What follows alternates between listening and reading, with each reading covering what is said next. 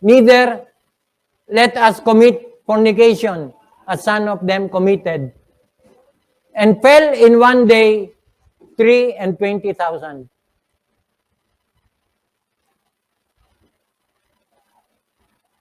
Hindi in-specify kung yung fornication na binanggit dito is the literal fornication na pagsasama ng dalawang tao na hindi kasal. Or pwedeng this speaks of spiritual fornication na dahil meron ka ng ibang karelasyon other than God. Hindi in-specify. Pero I'd like to think that fornication is fornication. It's an illicit relationship with someone. At kung meron kang ibang karelasyon other than God, you're a fornicator. Yan yung sinasabi ni James na spiritual adultery. When you become friends with the world, you become enemy of God. Hello? Dati mahal na mahal mo Diyos, ngayon may iba ka ng mahal.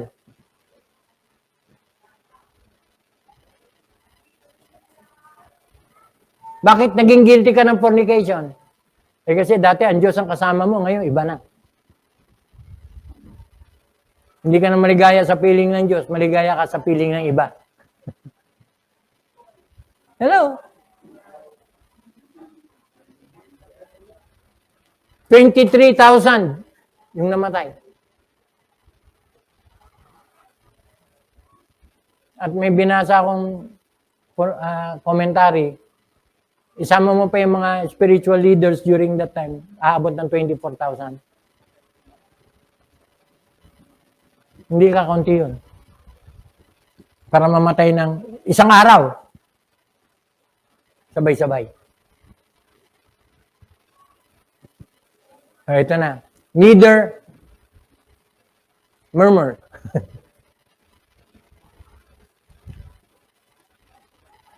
Ano yung gano'ng kalala ito?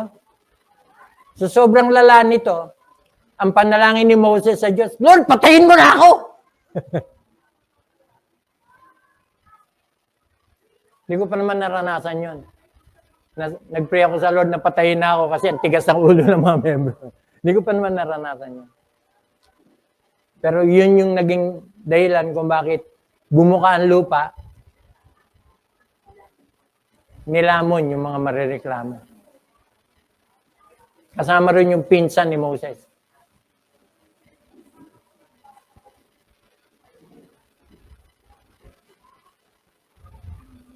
They were destroyed of the destroyer.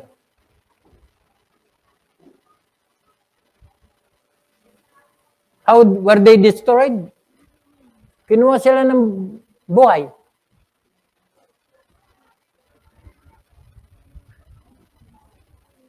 Look at verse 11.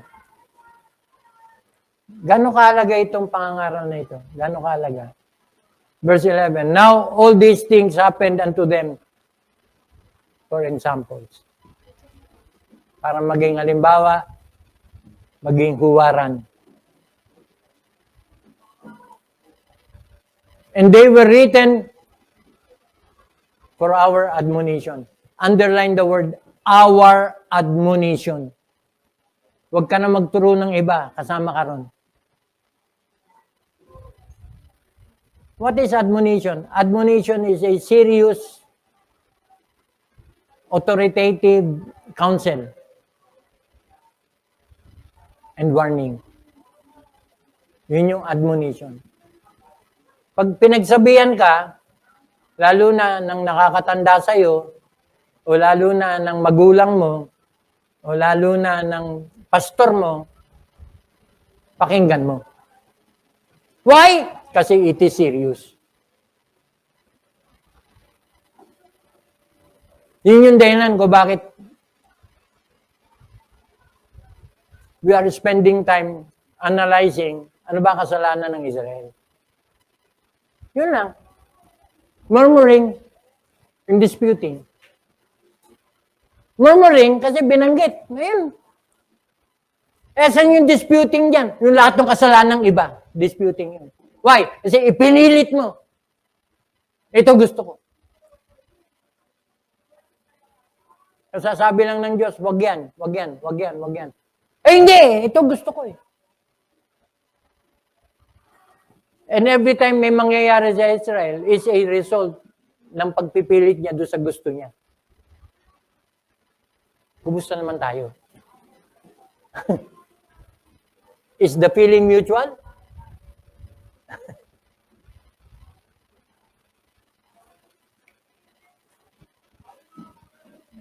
The least provided the sins they committed.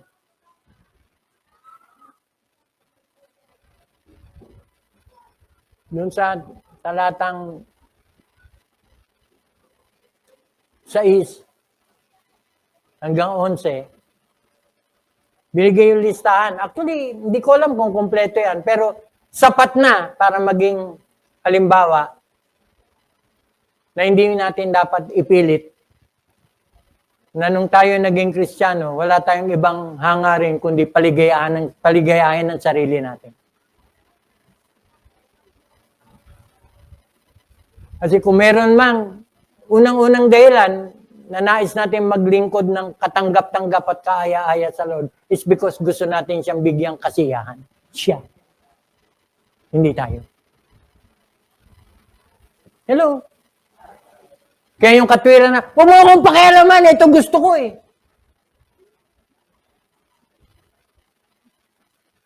Dispute na agad yun. Hindi nga yan gusto ng Lord eh. Sinabi na nga hindi yan eh. Anong salita nung disputer and murmurer? Ay, ewan ko sa'yo, basta ako, ito gusto ko. Tapos ang usapan. Kami consequence agad eh. Hindi nyo ba napansin? Ora mismo. Alam mo kung gagawin ng Diyos yun, marami sa atin, wala na rito. Kaya nangingibabaw ngayon, biyaya eh.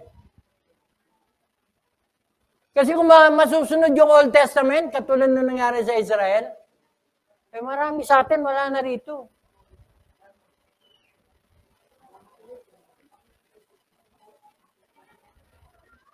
Nangyari yan, actually, transition sa New Testament.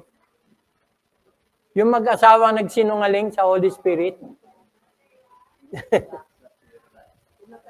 Ananias and Sapphira. Tama ba? Nagsinungaling.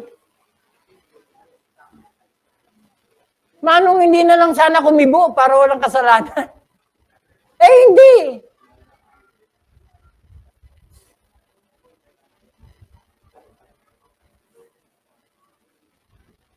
Kaya sa atin, ang panlaban natin, para wag tayong maging blatant murmurer and disputer, binigyan tayo ng solusyon ng Diyos. Ma-realize mo nagkamali ka, magsisi ka. Kaya may repentance.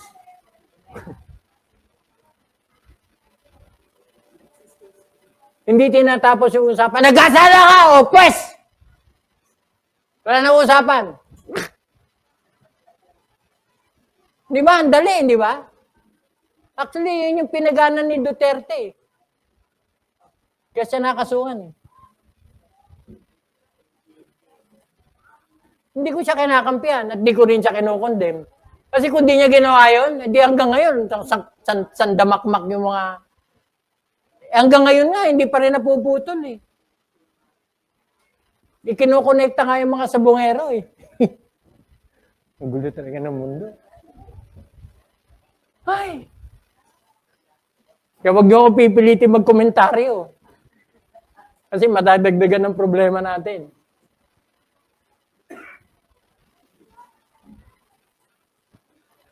For our admonition. Kapatid, ito ha, maging honest tayo. Every time nakakapakinig tayo ng salita ng Diyos, are we being admonished? May nako-correct ba sa atin? Hindi pa tapos. Nako-correct ba naman tayo? Paano ko malalaman yun, Pastor, kung nako-correct ako? Nagbabago ka ba naman? At habang tumatagal ba, habang nagbabago ka, sumasaya ka ba?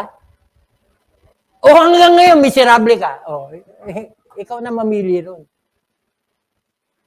Kasi kung hanggang ngayon, nandiyan ka sa ganyang kalagayan at hindi ka makausad-usad, ang lungkot-lungkot ng buhay mo, ang bigat-bigat ng dinadala mo, hindi na kasalanan ng Diyos yun. Why? Kasi ang dami ng panahon na tayo ay tinuruan. Ang dami ng panahon na tayo may natutunan. Halos isubo na sa atin. Nganga ka na lang. And yet, hindi pa natin magawa. Yung dapat natin gawin. Kasi be doers of the word and not hearers only, deceiving your own selves. The least provided the sins they committed and the consequences of the sin, which are for our admonition.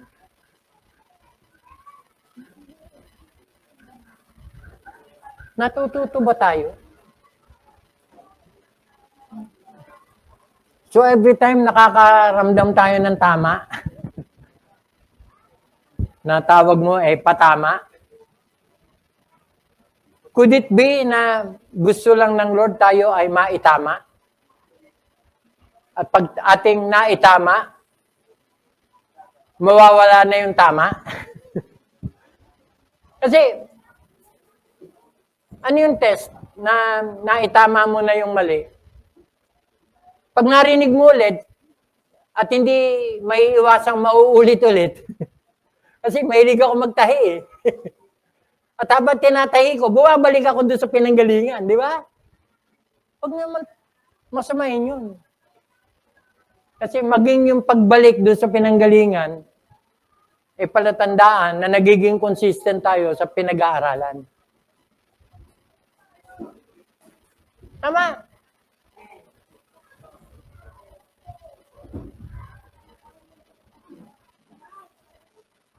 Anong gusto ng Diyos?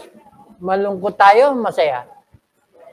Bagamat hindi niya goal na paligayahin lang tayo, hindi. Kasi yung pagpapaligaya sa sarili, hindi trabaho ng Diyos yun. Trabaho natin yun. Paano tayo liligaya? Kung susundin natin ang kanyang kalooban. Kasi tingnan nyo meron pa akong gustong verse 11. Pakipansin nito, Ina. Verse 11. Now all these things happened unto them for ensamples, and they are written for our admonition. At tinagal-tagal na nakakapakinig tayo, pag hindi pa tayo natuto, ang laki na ng problema natin. For our admonition. Take note, our. So kanino? Kanino ikatututo? Kanino yung warning? Wag maging personal tayo, wag atin. Kasi nandadamay ka sa atin Sa akin. Sa Bisaya, akon. Tama ba? Ako? Ano yung pag sinabi akon? Okay. Tingnan nyo, bakit ko in-emphasize yung our admonition? Kasi may binanggit na kasunod. Upon whom the ends of the world are come. Alam nyo ba na tayo na yung last generation na makakarinig ng warning? Sa ating magwawakas lahat. Hello? Itong napapakinggan natin ngayon, this admonition is for us. Why? Kasi tayo ang last na makakarinig nito. Kaya yung sasira natin ng gospel na masasave, o damay sila, matatangay natin papuntang langit. Why? Kasi katapusan na ito. Wala na tayo sa 15. Asa katapusan na tayo. Hello? Nakuha niyo ba yan, yung verse 11? Don't miss that. Ano ibig sabihin yan? Konti na lang panahon. May kailangan pagsisihan mo na. May kailangan ka ituwid mo na. Why? Kasi ito na yung last. Actually, habang napapakinggan pa nga natin to, grace pa rin ng Lord. His mercy is new every morning. Pero malapit na yung katapusan.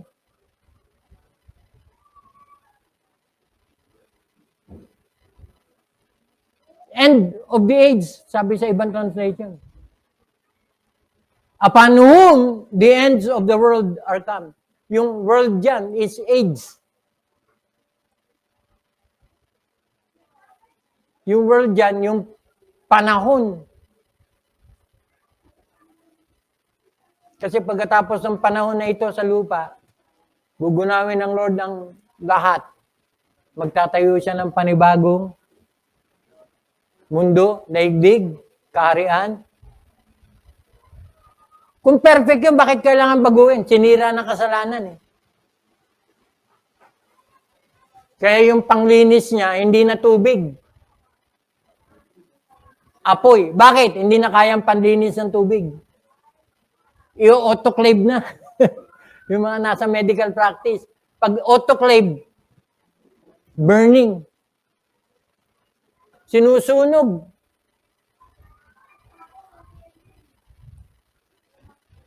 Kaya yung ating panahon ngayon na nakapapakinggan natin to para matuto tayo, para tayo na makasalanan, mas lilinis sa pamamagitan ng katotohanan. Kailan tayo lilinis? Pag ating sinunod yung natutunan. Hello? Malapit na ang katapusan. Huwag na tayo magpapetik-petik pa. Hello? Kaya kanina, yung introduction ko, tuwan-tuwa ako na makita Salgado.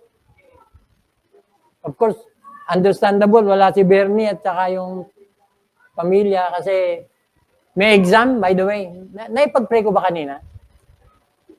Hindi. Pag-pray nyo, exam ni Bernie ngayon.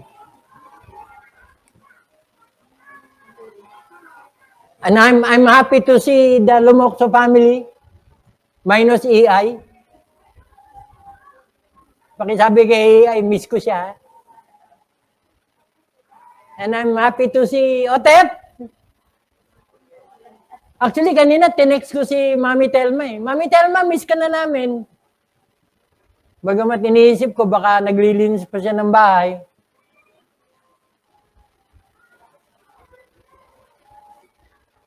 Ba't mo sinasabi yan, Pastor? Kasi malapit na magwakas eh.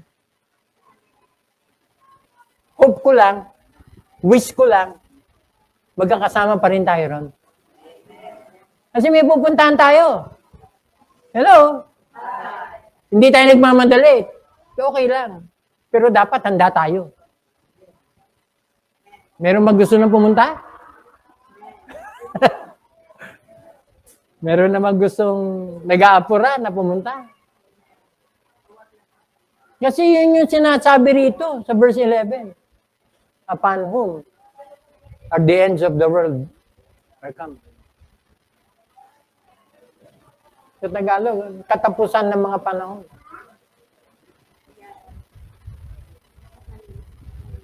Katapusan na.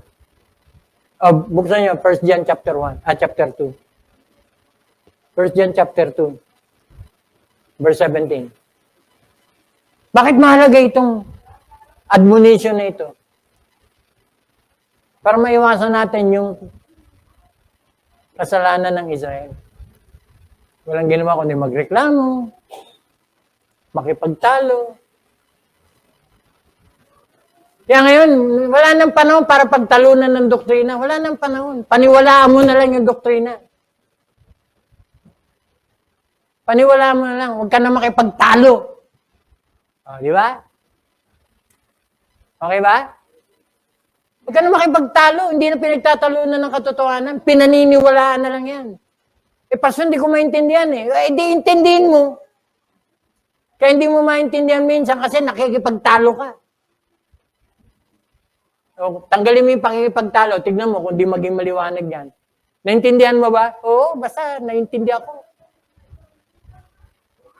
Ano kung ano tawag doon? Pananampalataya. Kasi yung katotohanan, hindi magiging katotohanan kung paniniwalaan mo lang. Hindi. Paniwalaan mo, hindi. Katotohanan yan. Hello? O, tingnan nyo, 1 John. Malapit na ba ang katapusan? Hindi na, oh. And the world passeth away, and the last thereof. But he that doeth the will of God abideth forever. Yung last na binabanggit dyan, yun yung binanggit sa kasalanan ng Israel. Lust of the eyes, lust of the flesh, and the pride of life.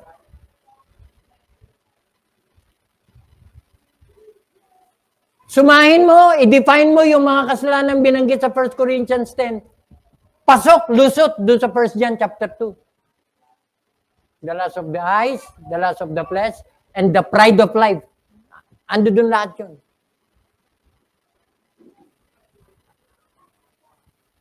Sino mananatili magpakailanman? Sino? Yung hindi lilipas. Sino? Yung mga sumusunod sa kalooban ng Ama. Is the feeling mutual? Kasi yung mga sumusunod sa kalooban ng Ama, bukod sa nasisiyahan ng Diyos, automatic masisiyahan ka na sumusunod. Amen? Baka kaya hindi ka masaya sa buhay ngayon, it's because hindi ka sumusunod. Ano pa hinihintay mo? Pasko? Bagay, malapit na Pasko. Malapit na. Kasi isang buwan na lang. Pag natapos tong August, September na. Oh. Merry Christmas sa mga ninong at ninang. Masaya na naman si Jacob.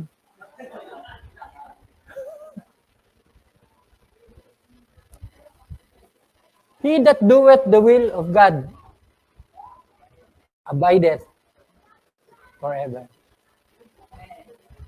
Tanong, para kanino isinulat itong mga bagay nito? Para sa iyo, sa akin.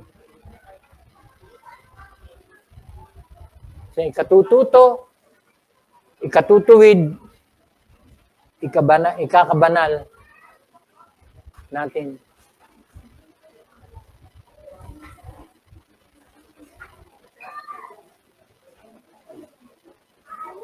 So we have to be different from the world. Huwag tayong makiayon. Huwag tayong pumarehas. Kundi bagkus, dapat tayong umiwas. Dapat tayong magbago. Lahat ng yan, yun yung ikalulugod ng Diyos. Huling-huling talata, ayokong pakawalan nito. Hebrews chapter 13, verse 20.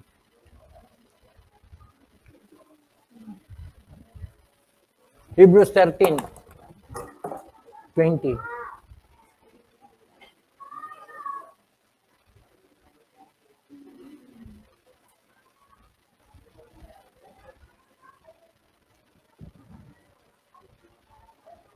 Verse 20.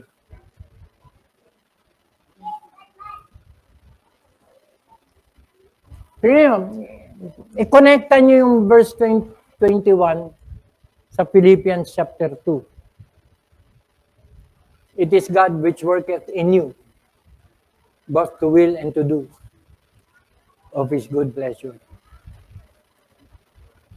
Sino ba gusto nating pasayahin sa buhay na ito? Sino ba? Sarili? Oh, that's idolatry.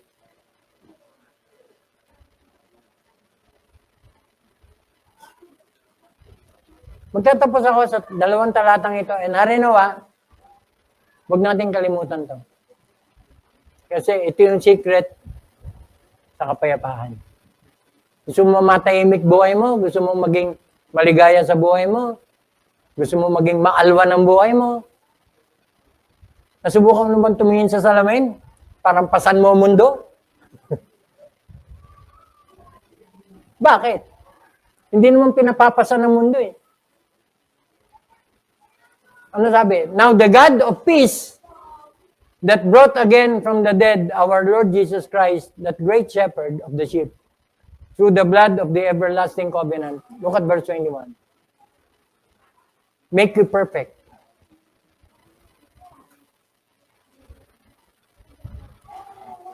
Pag mo asahan, magiging perfect ka sa mundong ito, hindi. Pero kapatid, pag tayo nagpatuloy na nagtitiwala at kumakapit sa Panginoon, papunta doon ang buhay mo. Perfection. At mangyayari ba yun? Oo, yan nga hinihintay natin. Isang kisap mata lang yan, mangyayari yan. Kailan? Kailan? Sa rapture. Magiging perfect tayo. Ang tawag doon sa perfect body natin is glorified body. By the way, yun yung topic natin sa anniversary. Glory. Yung may-ari ng tindahan niya sa kanto. Glory. Make you perfect in every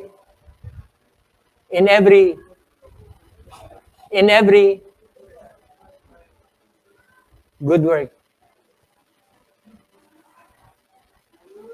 As we do good work, we're doing whose will? To do His will. Working in you.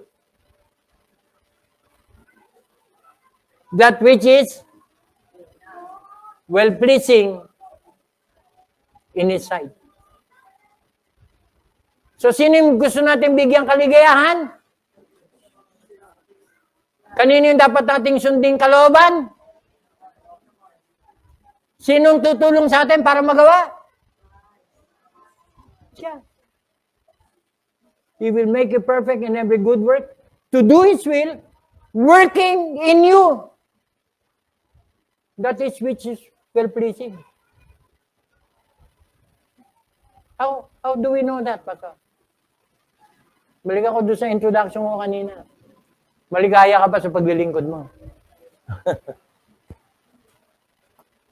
O tuwing uuwi ka, sama ng loob mo kasi pinatamaan ka na naman.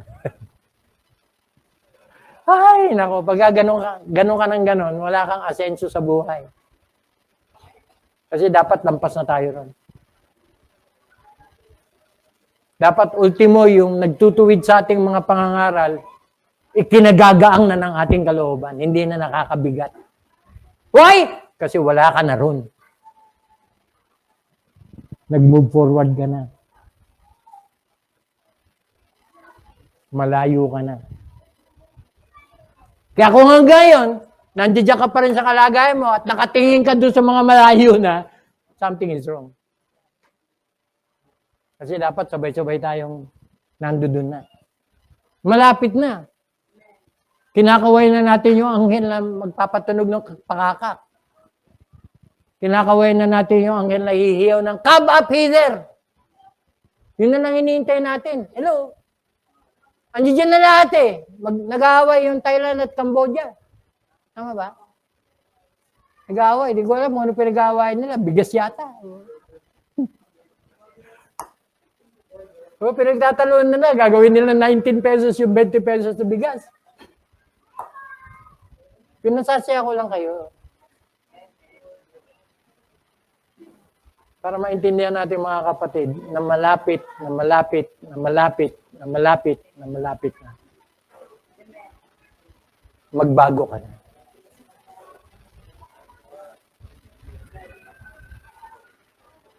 Kasi hindi ilan yung mga lumalapit sa akin, nakakausap ko, Pastor. May struggle ako, may. Alam mo, tuwing marinig yung ganong pananalita, struggle. Natutuwa na ako doon kasi victory na yan eh. Kasi may paglaban. Ang masama, yung kampante sa kanyang kalagayan. Yun yung masama. Yun yung delikado. Pupunta sa impyerno, nakangiti. Kasi parang walang nangyari. Hello? So, is the feeling mutual? Balikan mo yung talatang yun, 17-18, Philippians. Dapat yan yung kalagayan natin. Masaya ka na nakikita mo masaya yung mga kapatiran, at masaya yung mga kapatiran na nakikita ka masaya ka sa buhay mo. The feeling is mutual. Kasi pag nandiyan ka sa ganyang kalagayan, masaya ba ang Lord? Working in you that which is well-pleasing in His sight. Yan yung gusto ng Lord na buhay ng isang tunay na mananampalataya. Blessing at nakaka-bless. At yung nabe-bless, bine-bless yung pinag-blessan. Ang ganda, no?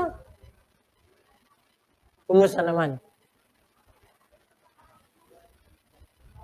Ay, it's 10:30.